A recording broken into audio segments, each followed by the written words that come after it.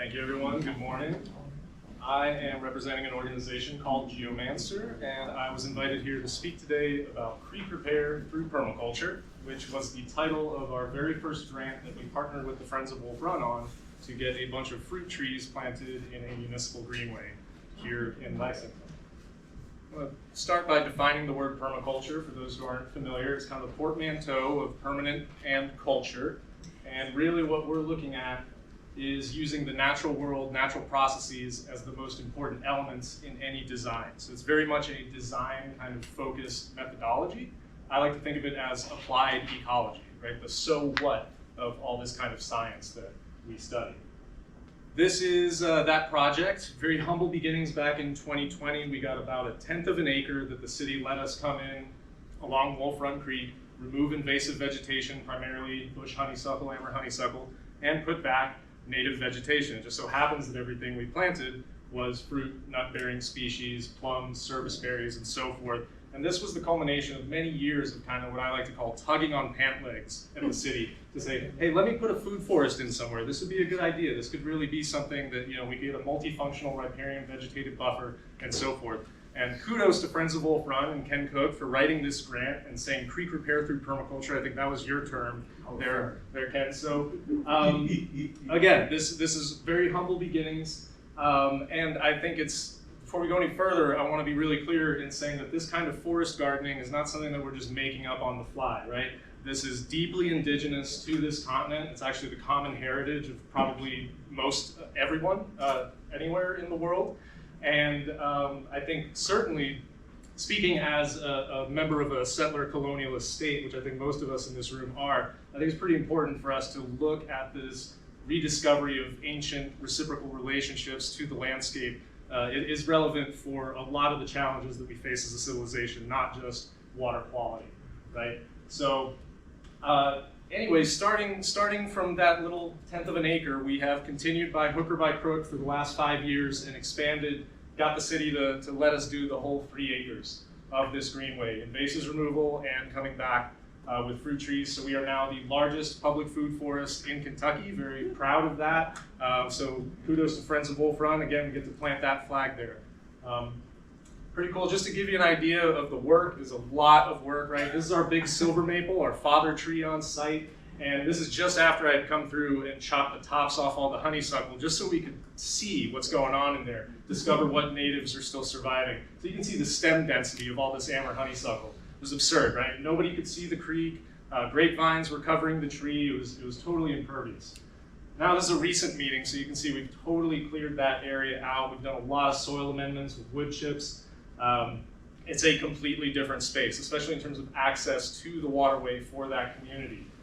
And of course, we're putting a lot of stuff back, right? My photography leaves a lot to be desired, but we have over 200, as I said, native fruit and nut-bearing species in there, berry bushes, etc., and well over 2,000 flowering herbaceous perennials, mostly put in by volunteers and Geomancer field techs, as well as members of the community, neighbors who have come and helped out. So this has really transformed, especially over the course of 2024. One thing I should have said at the map that I'm kind of glossing over is that 5-year process of all the permits, working with the utilities, right? I'm not going to get into that, but we have to acknowledge that that's a major part of this and the timeline of why it's really just been last year that we turned a corner, that people can come to this space and say, I kind of get it. I sort of start to see what this food forest thing is all about. So it's generated a lot of interest from different groups. We've had tons of people coming out from all over Lexington who want to see this or may be interested in taking it back to their neighborhoods, or we have a lot of similar greenways that are underutilized in town. I'd love to speak to any of you from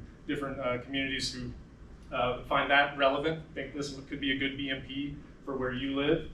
We've had a lot of groups who also don't do this traditionally, don't work in water quality, maybe don't even come and plant trees, but this work that we're doing in terms of reconsecrating our relationship to the landscape is so self-evidently valuable or relevant to their work that they are getting involved. And so we're having more and more people coming into the greenway where before it was just totally derelict space. It was mowed and that's about it. This is a picture I took. I was out there planting trees last fall, and out of nowhere, Catherine Bullock showed up with her Girl Scout troop. So shout out to Catherine. She actually just won a statewide award for Project Wet Educator. Awesome.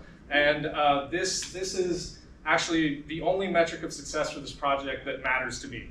Sorry to all the people doing water quality testing and stuff, but I measure the success of this space, of all of our projects, by are people coming and using it, right? Are we activating this space? Are we giving people direct relationship, connection to their surroundings, their natural environment?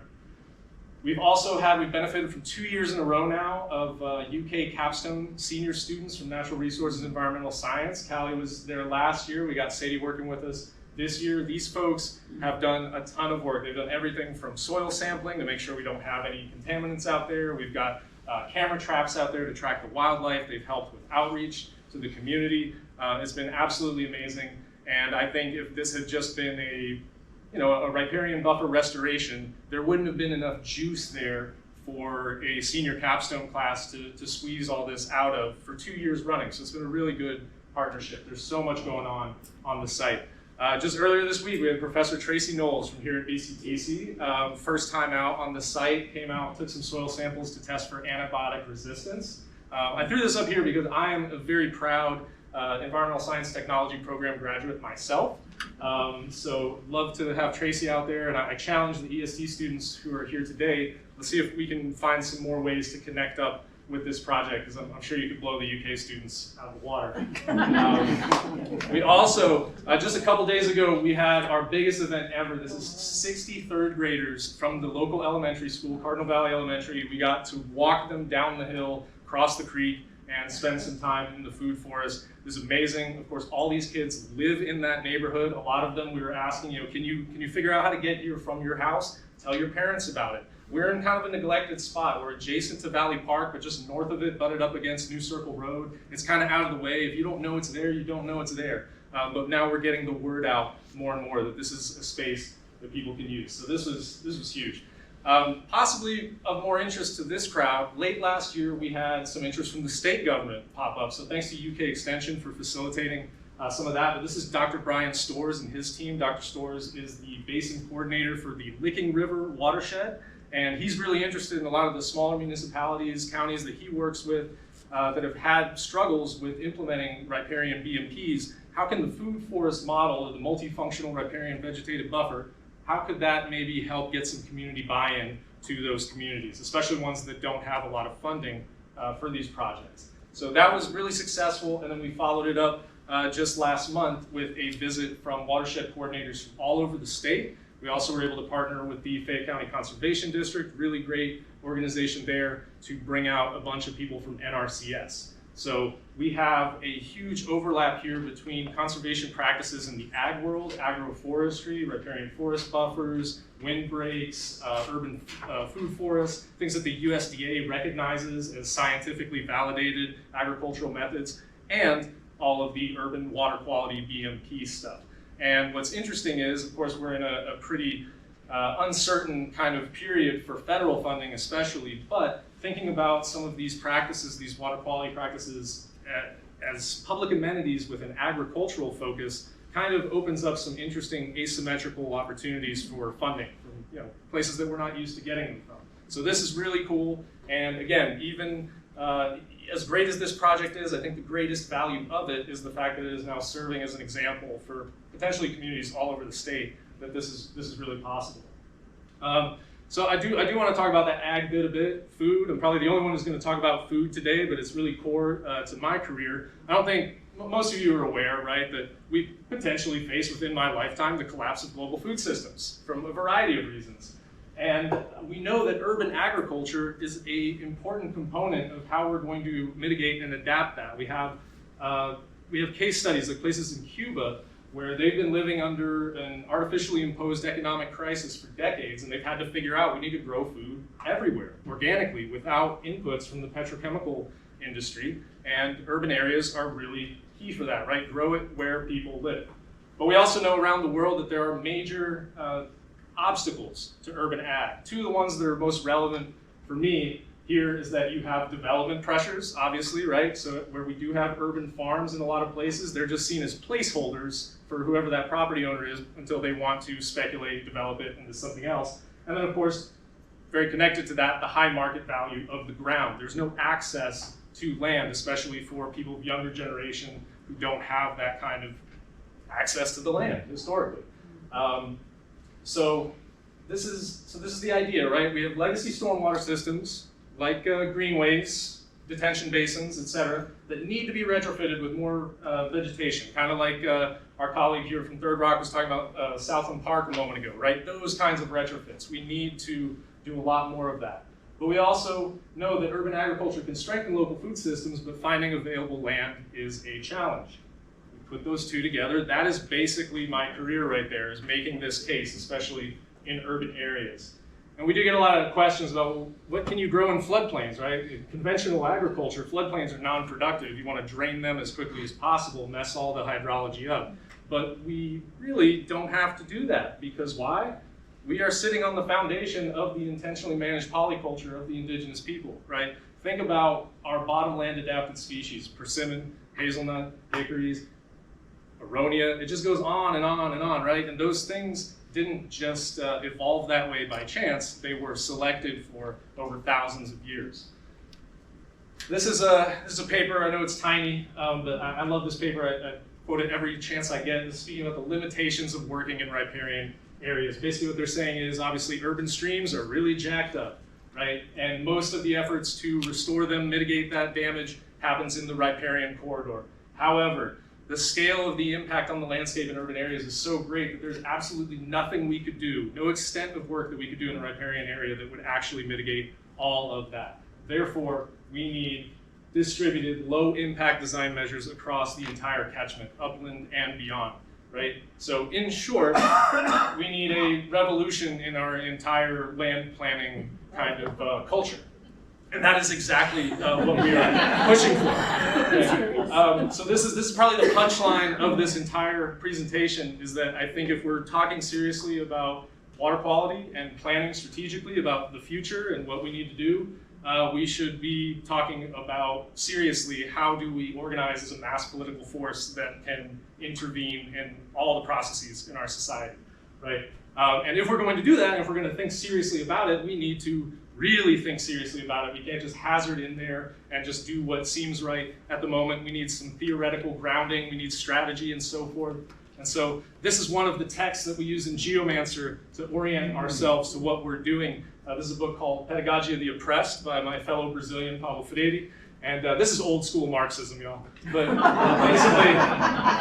basically what this guy is asking is, how do we get people involved in the collaborative process of our own emancipation? And one of the answers that comes out of that is you have to make it relevant to people's everyday lives. How do you make it directly relevant to the material conditions that people are living in? And that is what we have a chance to do with these land-based management projects, right? We are so alienated as a society. Most of us have no idea where our food comes from. Some of us don't even know who our neighbors are. And for the most part, especially when it comes to politics and such, we have no connection to the decisions that are being made about our lives, right? So something as simple as putting some flowers down, planting a riparian buffer, you give someone who, like myself, who has never had the opportunity to make a real decision about the conditions of their lives, all of a sudden they are stepping back and saying, I had an impact today, right? So we're very honest about the limitations of doing this riparian buffer work, but we are also saying that this is a vehicle for larger aspirations. We get people to have their fingers in the dirt, and that's what starts the wheels turning, and no idea what we can achieve after that. But we're building momentum, again, for policy kind of aspirations. We have, many of you know, successfully proposed to the city that we should add tree canopy establishment incentives to the existing stormwater quality incentives grant program. That has been very exciting, super successful as far as I can tell. They've kept it around. And this is the kind of thing that I think most contractors would never do this, right? They would be sitting back and waiting for a job versus going in there and directly intervening in public policy. I think that's what we need to be doing, what we should be talking about doing. And always very honestly saying that this is just part of a much larger ambition. I think I was asked today to speak, there's this question of how do we get people under the age of 60 involved in this work? And that is my answer to you, is we make it directly relevant to the material conditions of their lives. We show them that this is not just a litter pickup, this is part of a larger kind of social process where we are trying to redefine really what it is to be a human on this planet, because that is the period in history that we're living through. I threw in this picture. This is some of the natural resources students last year who were helping out at the food forest, and they came out to a Green Space Trust meeting. It's one of the commissions, city commissions that meets. And I'm not trying to blow this up into a big deal. It's 5 undergrads went to a public meeting. But nobody goes to public meetings. The Green Space Trust is not used to having visitors there. There's enough people in this room to break pretty much any arm of local government if we decided to act in concert and actually get organized around it, right? And I'm thinking about much bigger things than just some water quality policy, but we could certainly start there if it gets us the momentum to feel our own strength and believe that this might actually be possible. So that is it for me. There's our social media and everything, and I look forward to your questions. Thank you.